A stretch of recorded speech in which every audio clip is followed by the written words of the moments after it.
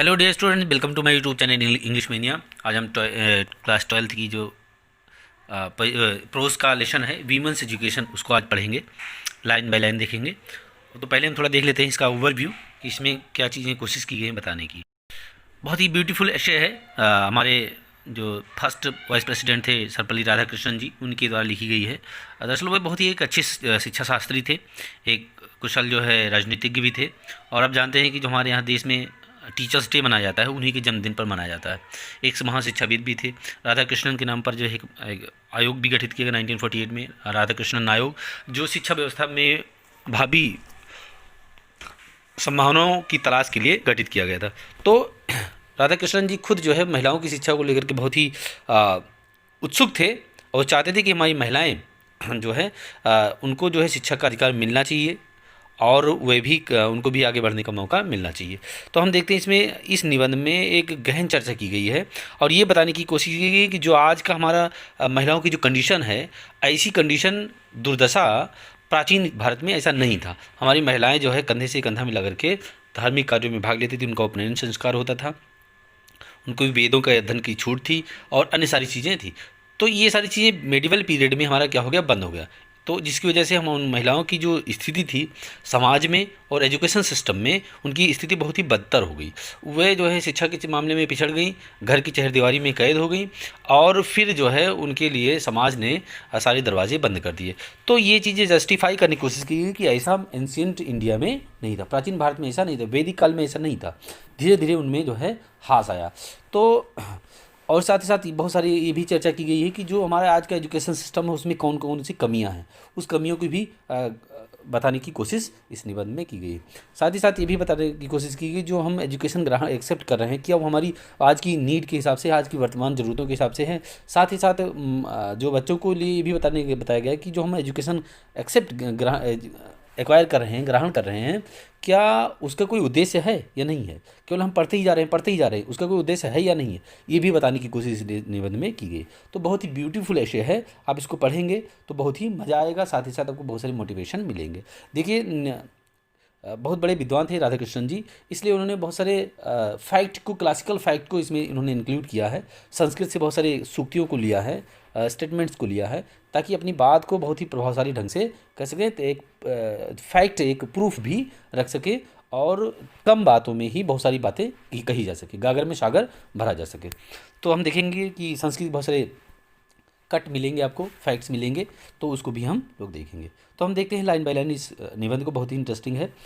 तो कह रहे हैं इन एन एज, हम ऐसे एज में व्हेन जहाँ पर देयर आर ग्रेट अपॉर्चुनिटीज़, बहुत सारी ग्रेट अपॉर्चुनिटी, बहुत सारा अवसर है फॉर वीमेन, महिलाओं के लिए, इन सोशल वर्क, सोशल वर्क में, समाज कार्य में, पब्लिक लाइफ, लोक जीवन में, एंड एडमिनिस्ट्रेशन और प्रशासनिक कार्यों में।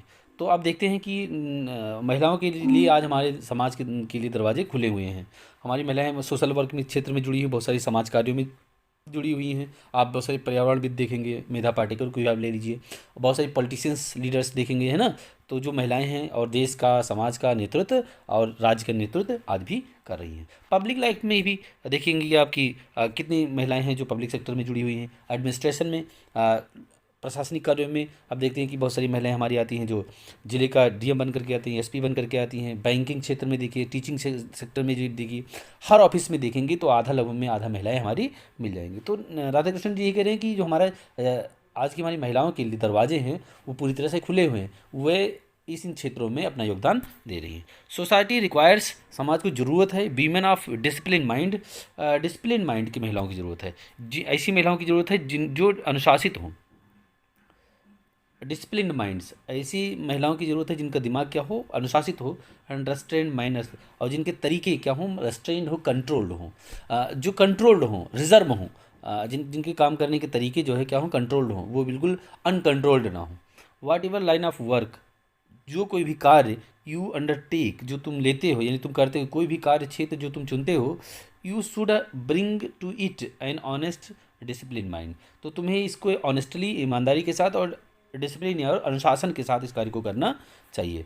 You will then succeed, succeed में सफल हो, तब तुम सफल होगे, and have the joy of your work, और तभी आपको आपकी कार्य का आनंद मिलेगा। जॉय मीन्स आनंद, तभी आपको अपने कार्य का आनंद मिलेगा। ये केवल महिलाओं के लिए नहीं सही है, सभी के लिए सही है। अगर आप कोई भी कार्य करते हैं और उसको अगर अनुशासन के साथ नहीं करेंगे, ईमानदारी के साथ नहीं करेंगे, तो हम सफल नहीं होंगे, साथ ही साथ उस कार्य का आनंद भी प्राप्त नहीं होगा। एक्चुअली वास्तव में इन आवर कंट्री, हमारे देश में एजुकेशन, जहाँ तक कि एजुकेशन की बात है, सो फार एज गर्ल्स एजुकेशन, जहाँ तक कि महिला शिक्षा, बालिका शिक्षा की बात है, इज कंसर्न्ड, संबंधित है, is not wide spread enough, अभी बहुत ही वाइड स्प्रेड नहीं है। वाइड स्प्रेड बहुत विस्तृत नहीं है, पर्याप्त रूप से विस्तृत नहीं है। जितना विस्तृत महिलाओं की, बालिकाओं की शिक्षा को होना चाहिए, उतना विस्तृत हमारा आज का एजुकेशन सिस्टम गर्ल्स को लेकर के नहीं है। हम क्या हैं, महिला लड़कियों की शिक्षा को लेकर के ये कंजर्वेटिव बने हुए हैं। हम ये मानते हैं कि लड़कियों का काम सिर्फ चूल्हा चौका है, उनको चहर दीवारी में ही रहना चाहिए। तो ऐसी कंजर्वेशन, ऐसी रूढ़िवादिता आज भी हमारे समाज में देखी जा रही है। तो इसी चीज़ को इंगित करने की कोशिश की गई है राधा कृष्णन जी के द्वारा। सो एवरी इंस्टीट्यूशन, इसलिए प्रत्येक संस्था व्हिच कंट्रीब्यूट, जो अपना योगदान दे रही है, to the education of girls, जो लड़कियों की शिक्षा में अपना योगदान दे रही है, इज़ वर्दी ऑफ रिकग्निशन, उसे रिकग्निशन की योग्य है। वर्दी मीन्स योग्य है, और रिकग्निशन में पहचान की योग्य है, एंड इनकरेजमेंट, और उसे इनकरेजमेंट मतलब प्रोत्साहन की उसे ज़रूरत है।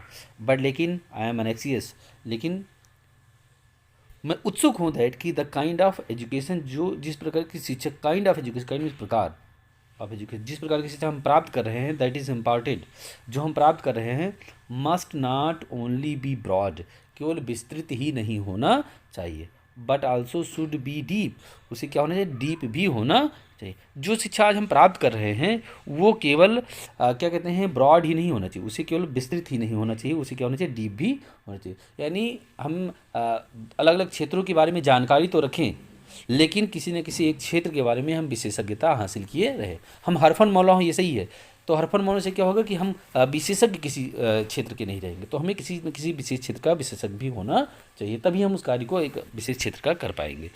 वी आर लेकिंग डेप्थ, हमें डेप्थ की कमी है, हमें गहराई की कमी है। हम क्या हैं कि हम हर विषय के बारे में जानकारी थोड़ा थोड़ा रखते हैं, लेकिन विशेषज्ञता हमारी किसी भी विषय में नहीं है। वी मे बिकम लर्नेड, हम लर्नेड हो सकते हैं, विद्वान हो सकते हैं, एंड स्किल्ड और निपुण हो सकते हैं, बट लेकिन we do not have some kind of purpose in our life, यदि हमारे जीवन में पर्पज़ नहीं है ऑफ आवर लाइफ, हमारे जीवन का किसी प्रकार के जीवन में कोई उद्देश्य नहीं है, हम क्या लर्नेड हैं, मतलब हम विद्वान हैं, हम निपुण कोई कार्य भी कर सकते हैं, लेकिन हम उस इन सब चीज़ों के एप्लीकेशन के लिए कोई हमने उद्देश्य नहीं बना रखा है कि हम एजुकेशन क्यों प्राप्त कर रहे हैं या इस चीज़ को हम क्यों सीख रहे हैं। अगर हमारा कोई उद्देश्य नहीं है और लाइफ बिकम्स, तो हमारा जीवन क्या है, वो क्या हो जाएगा ब्लाइंड, अंधा हो जाएगा, ब्लंडरिंग, गलती करने वाला हो जाएगा, एंड बिटर, और कड़वा हो जाएगा। उस जीवन में कोई स्वाद नहीं रहेगा भाई, क्योंकि जैसे मान लीजिए अगर हमने कोई उद्देश्य नहीं बनाया कि हमें आईएएस बनना है या इंजीनियर बनना है या डॉक्टर बनना है, तो हम क्या करेंगे, हम एजुकेशन प्राप्त कर लेंगे, हमारे पास फिजिक्स ज्योग्राफी का ज्ञान अच्छा हो जाएगा, तो उसको यूज़ कहाँ करेंगे। तो ये भी हमारा एक उद्देश्य होना चाहिए कि हम इस जो प्राप्त कर रहे हैं उसको करेंगे क्या, ये भी हमारा उद्देश्य एक होना चाहिए। द गीता सेज, गीता कहती है, गीता क्या कहती है भैया, गीता सेज व्यवसायत्मिका बुद्धि रेके है, जो व्यवसायत्मिका होती है, व्यवसायत्मिका के लिए बुद्धि हमारी एक होती है। देखिए हमारे मन में दो भाव आते हैं, जब हम किसी उद्देश्य को तय करने के लिए शुरू करते हैं, किसी उद्देश्य का निर्धारण करना शुरू करते हैं कि हमें करना चाहिए कि नहीं करना चाहिए, तो हमारे मन में दो भाव आते हैं कि इस काम को हमें करना चाहिए कि नहीं करना चाहिए, ये हमारे मन में आते हैं। फिर ये मन हमारा इस दोनों करना चाहिए कि नहीं करना चाहिए, यानी संकल्प और विकल्प को हमारी बुद्धि को सुपुर्द कर देता है, और ये बुद्धि रेखा यानी बुद्धि हमारी उस करना चाहिए कि नहीं करना चाहिए उसमें से एक का ही चयन करती है। तो जो चयन करती है और व्यवसायत्मिका उसमें से एक का निश्चयन करती है। व्यवसायत्मिका मीन्स निश्चयन, और बुद्धि मतलब बुद्धि, और एक मतलब एक, बुद्धि एक का ही निश्चय करती है। For a truly cultured mind, एक पूरी तरह से संस्कृत सुसंस्कारिक दिमाग के लिए, there is a single mindedness, उसमें एक एकाग्रता होती है। माइंडेडनेस, सिंगल माइंडेड में एकाग्रता, हमारा जो कल्चर्ड माइंड है उसका माइंड में बहुत प्रकार के भाव नहीं आते, उसके मन में एक ही प्रकार का उद्देश्य आता है कि हमें इसी कार्य को ही करना है। हम ऐसे नहीं होते, जो पूरी तरह से परिष्कृत दिमाग होगा वो जो है सोचेगा कि हमें जो नहीं परिष्कृत है वो सोचेगा ये भी कर ले, वो भी कर ले, वो भी कर ले। लेकिन जो हमारा कल्चर्ड माइंड है होगा अगर है हमारे पास, तो हमारे मन में सिर्फ एक ही है कि हमें सिर्फ इसी कार्य को करना है। एंड और उस कार्य के करने के लिए क्या होगा, ये डेडिकेशन, एक समर्पण होगा टू ए सिंगल पर्पस। और उस एकमात्र उद्देश्य के लिए क्या होगा, हमारा डेडिकेशन होगा, समर्पण होगा। हम उस तरह कार्य करें, उस कार्य को करने के लिए क्या होंगे, समर्पित होंगे। फॉर द अनकल्चर्ड माइंड, और जो हमारा अनकल्चर्ड माइंड है, अगर हमारा दिमाग जो है परिष्कृत नहीं है, द होल लाइफ स्कैटर्ड, तो हमारा सारा जीवन क्या होता है, स्कैटर्ड होता है, मतलब बिखरा हुआ होता है इन मेनी डायरेक्शंस, बहुत सारी दिशाओं में। हम सोचते हैं कि ये भी कर ले, ये भी कर ले, ये भी कर ले, और फिर अंत में क्या होता है कि हम 20 नाव पर सवार होते हैं और फिर क्या होता है, डूब जाते हैं। लेकिन जो परिष्कृत दिमाग वाला आदमी होता है वो एक नाव पर सवार होता है और उसी पर वो क्या समर्पित रहता है, और फिर वो अपनी बाधा पार कर लेता है, दूसरे किनारे पर पहुंच जाता है, किसी न किसी उद्देश्य को प्राप्त कर लेता है। तो इसी को संस्कृत में कहा गया है बहुशाखा हयनांतश्चाह, यानी बहुशाखा, जो हमारा माइंड है वो बहुत शाखाओं में बटा होता है, ठीक है ना। ये होता है असंस्कृत माइंड के लिए, अपरिष्कृत माइंड के लिए होता है कि बहुशाखाओं में हमारा दिमाग बटा होता है, बहुत सारे उद्देश्यों में। देयरफॉर इसलिए इट इज़ एसेंशियल, इसलिए ऐसा ज़रूरी है कि जो भी उद्देश्य हम एजुकेशन प्राप्त करें, उसका एक उद्देश्य होना चाहिए, और वो एकमात्र उद्देश्य होना चाहिए। अभी तक ही बताया गया, अब आगे देखिए क्या बता रहे हैं। देयरफॉर इसलिए इट इज़ एसेंशियल, ये आवश्यक है, दैट की द एजुकेशन, वो शिक्षा व्हिच यू एक्वायर, जो तुम प्राप्त कर रहे हो इन दीज इंस्टीट्यूशंस, इन संस्थाओं में, should give you not merely, केवल आपको मात्र ये ना दे, लर्निंग एंड स्किल, केवल आपको ज्ञान और निपुणता ही ना दे, बट इंडो यू, आपको भर दे with a definite purpose in life, जीवन में एक निश्चित उद्देश्य से आपको भर दे। यानी जो शिक्षा तुम प्राप्त कर रहे हो केवल आपको ज्ञान और जो है क्या कहते हैं, ज्ञान ही ना दे और निपुणता ही ना दे, आपको एक डेफिनेट पर्पस भी जीवन का एक दे। वो ये भी बताया कि आपके जीवन का एक निश्चित उद्देश्य है, और उस वो उद्देश्य कैसे होना चाहिए, व्हाट दैट पर्पस इज़, वह जो उद्देश्य है, you have to define for yourself, उस उद्देश्य का निर्धारण यू हैव टू डिफाइन, आपको तय करना है। पेरेंट्स नहीं तय करेंगे, समाज तय नहीं करेगा, समाज तय नहीं करेगा कि जो है आपको क्या बनना है, आपको बैट्समैन बनना है, बॉलर बनना है, बैट्समैन बनना है, या आपको इंजीनियर बनना है, या डॉक्टर बनना है, या साइंटिस्ट बनना है, ये समाज नहीं तय करेगा, ये पेरेंट्स नहीं तय करेंगे कि हमारा बच्चा क्या बनेगा। यू हैव टू डिफाइन, आपको तय करना है कि आपको क्या। देखिए हमने 3 इडियट्स फिल्म देखी होगी, तो उसमें यही बताने की कोशिश की गई है कि जो भी जीवन का उद्देश्य हो, आपको अपने इंटरेस्ट के हिसाब से अपना सेक्टर चूज़ करना है ना।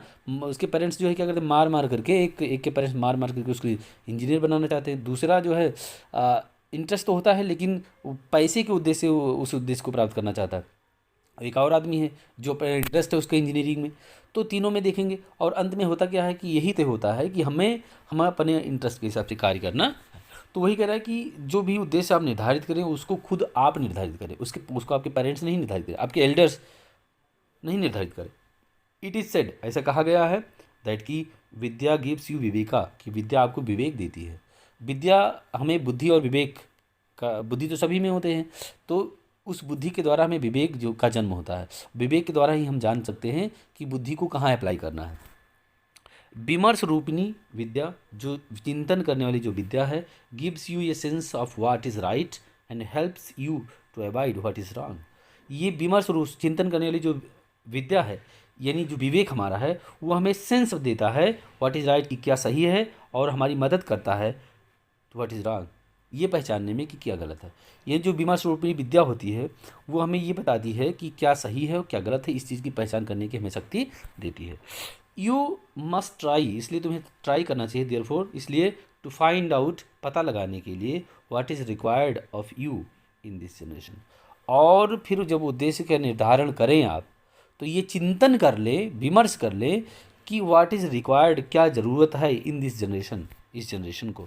जब हम उद्देश्य का निर्धारण करें तो हमें ये भी सेंस होना चाहिए कि आज की पीढ़ी को, यानी आज की पीढ़ी को किस चीज़ की ज़रूरत है, उस ज़रूरत के हिसाब से हमें अपने उद्देश्य का निर्धारण करना चाहिए। ये पर्पस, एक उद्देश्य व्हिच हेल्ड गुड सेंचुरीज एगो, एक ऐसा उद्देश्य जो शताब्दियों पहले गुड था, अच्छा था, may not hold good today, आज अच्छा नहीं हो सकता है। ऐसा हो सकता है, समाज कुछ चेंज हो रहा है ना, तो ज़रूरतें चेंज हो रही हैं, तो उस हिसाब से जो सारा सिनेरियो चेंज हो रहा है, तो ऐसा हो सकता है कि हज़ारों साल पहले जो उद्देश्य था, आज हो सकता है वो उद्देश्य सार्थक ना हो। तो आज की ज़रूरत के हिसाब से हमें अपना उद्देश्य निर्धारित करना चाहिए, in view of rapidly changing condition of our country and of the world. संसार की जो तेज़ी से बदल रही परिदृश्य है, जो संसार का नज़ारा जो बदल रहा है, उसके हिसाब से हो सकता है कि शताब्दियों पहले निर्धारित किया गया उद्देश्य आज वो रेलेवेंट, आज वो प्रासंगिक, आज वो यूज़फुल ना हो। सो इसलिए द पर्पज़, वो उद्देश्य व्हिच यू एडॉप्ट, जो तुम एडॉप्ट करते हो, स्वीकार करते हो, एडॉप्ट में स्वीकार करते हो, इन योर लाइफ, जो अपने जीवन में, मस्ट बी एडेप्टेड, वो अनुकूल होना चाहिए, हिसाब से होना चाहिए, टू द रेलिवेंट नीड्स, वर्तमान की ज़रूरतों के हिसाब से, ऑफ द प्रेजेंट जनरेशन, आज की पीढ़ी की ज़रूरतों के हिसाब से वो आवश्यकताएं होनी चाहिए। तो हम देखते हैं कि हमें सबसे पहले तो ये जो है बताने की कोशिश की गई कि, तो हम देखते हैं कि, तो सबसे पहले हमें ये बताने की कोशिश की है कि जो हम शिक्षा प्राप्त कर रहे हैं उसका एक उद्देश्य होना चाहिए। वो उद्देश्य जो है आज की ज़रूरतों के हिसाब से होना चाहिए, और साथ ही से वो उद्देश्य जो है हमें खुद निर्धारित करना है, किसी और के द्वारा कहने पर हमें उस उद्देश्य का निर्धारण नहीं करना है। आज भी देखिए बहुत सारे ऐसे बच्चे हैं जब उनसे पूछा जाता है कि आपको क्या करना है, तो कहते हैं कि अभी सोचा नहीं है, मम्मी पापा ये कराना चाहते हैं, पेरेंट्स ये कराना चाहते हैं, तो ये चीज़ें गलत हैं। तो इस चीज़ में यही बताने की कोशिश की कि जो भी करना है आपको खुद उसका निर्धारण खुद करना चाहिए, क्योंकि भाई करना आपको हो तो उसका निर्धारण भी आपको ही करना चाहिए।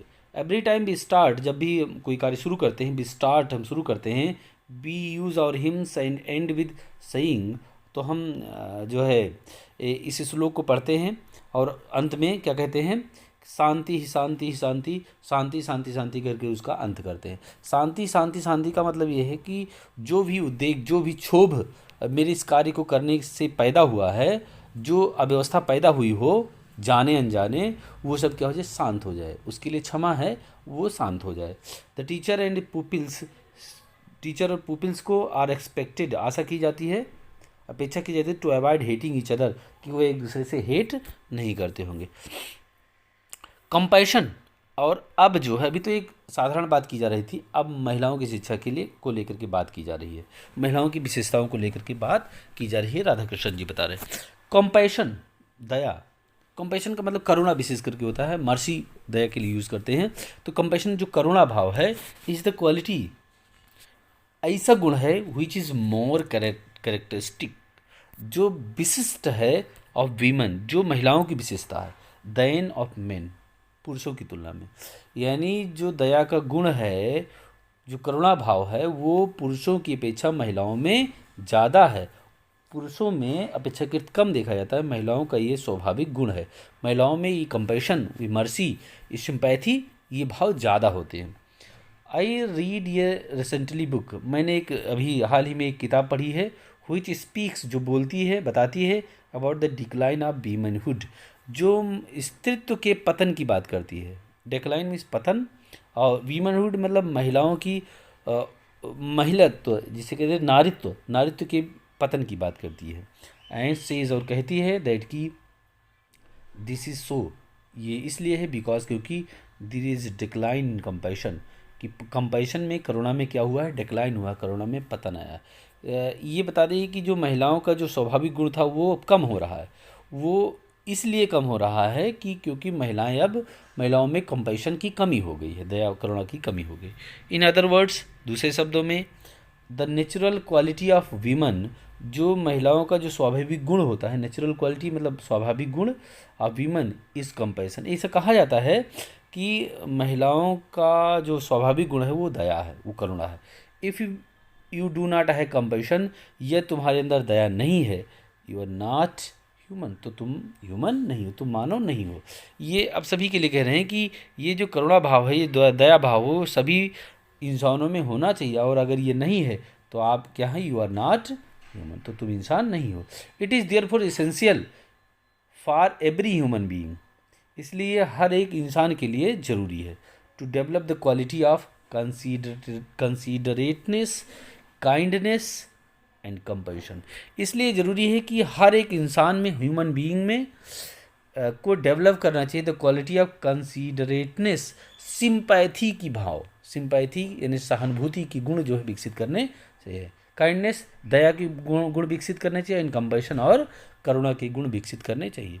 ये इंसान के जो है मौलिक तत्व हैं। अगर ये चीज़ें नहीं हैं तो वो इंसान इंसान नहीं है। विदाउट दीज क्वालिटीज़, बिना इन गुणों के, we are only human animals, हम ह्यूमन एनिमल्स हैं, हम ह्यूमन नहीं हैं, एनिमल्स ही हैं, नर पशु। और हम किसके समान हैं? नर होते हुए भी पशु के समान हैं, नॉट मोर देन दिस। बहुत ही स्पष्ट शब्दों में कहा कि हम ऐसी स्थिति में नर पशु के समान हैं, इससे ज़्यादा कुछ नहीं। तो हमारे अंदर कंसीडरेटनेस होना चाहिए, काइंडनेस होना चाहिए, कंपैशन होनी चाहिए, सिंपैथी का गुण होना चाहिए, काइंडनेस दयालुता होनी चाहिए, और कंपैशन करुणाभाव भी होना चाहिए। अगर ये चीज़ें नहीं हैं तो हम क्या हैं? इंसान नहीं हैं। तो फिर आप पढ़िए, सेकंड पार्ट में इसको पढ़ाते हैं, बताते हैं। बहुत ही इंटरेस्टिंग स्टोरी है, आप देखेंगे तो आपको बहुत मज़ा आएगा और बहुत सारी ज्ञान इससे आपको प्राप्त होगा। वर्तमान, भूत और भविष्य तीनों को जोड़ने की कोशिश यहाँ पर की गई है। तो मिलते हैं नेक्स्ट वीडियो में। Have a nice day, good luck.